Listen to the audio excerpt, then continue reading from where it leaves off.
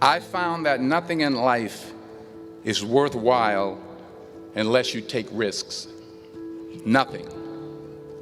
Nelson Mandela said, "There is no passion to be found playing small and settling for a life that's less than the one you're capable of living." Now, I'm sure in your experiences in school and applying to college and picking your major and deciding what you want to do with life, I'm sure people have told you to make sure you have something to fall back on. Make sure you got something to fall back on, honey. But I never understood that concept, having something to fall back on. If I'm going to fall, I don't want to fall back on anything except my faith. I want to fall forward. I figure at least this way I'll see what I'm going to hit. Fall forward. This is what I mean.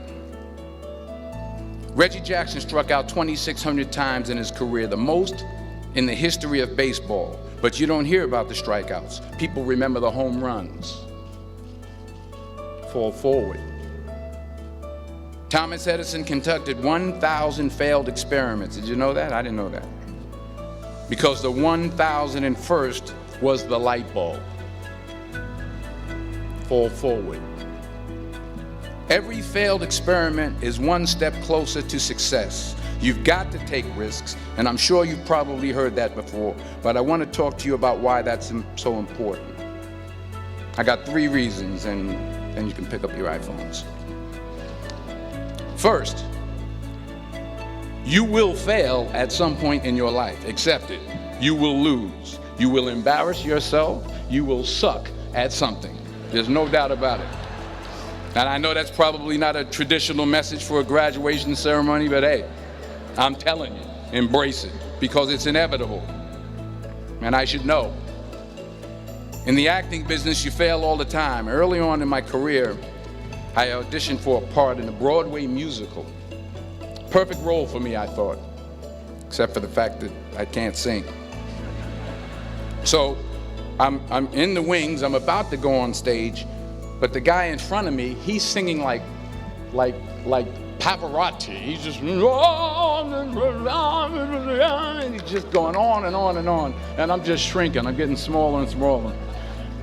So they say, "Oh, thank you very much, and you'll be hearing from us." So I come out with my little sheet music, and it was Just My Imagination by the Temptations. That's what I came up with.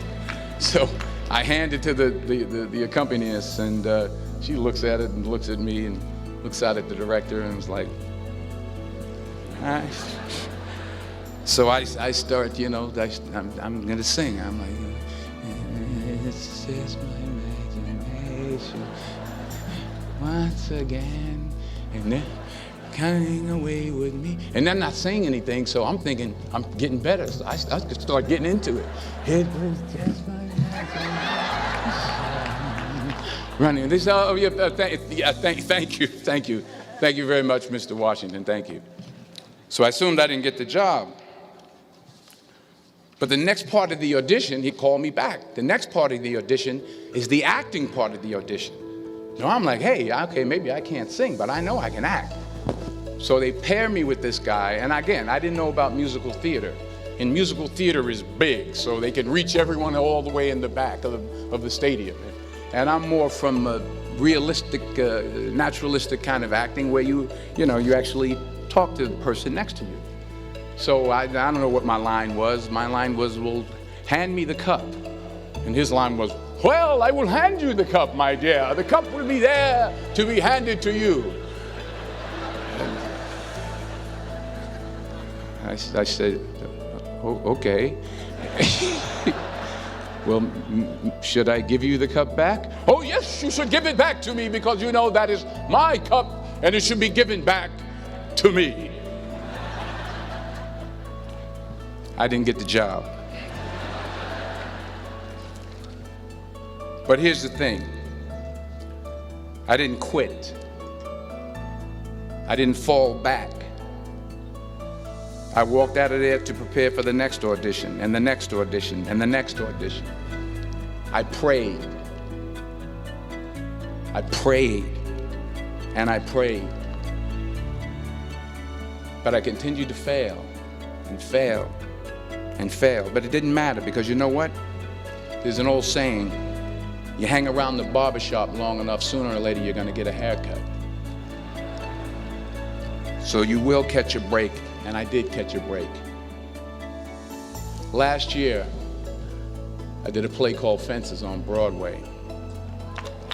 Someone talked about it. Won the Tony Award. And I didn't have to sing, by the way. But here's the kicker. It was at the Court Theater. It was at the same theater that I failed that first audition 30 years prior. The point is, and I'll pick up the pace, the point is, every graduate here today has the training and the talent to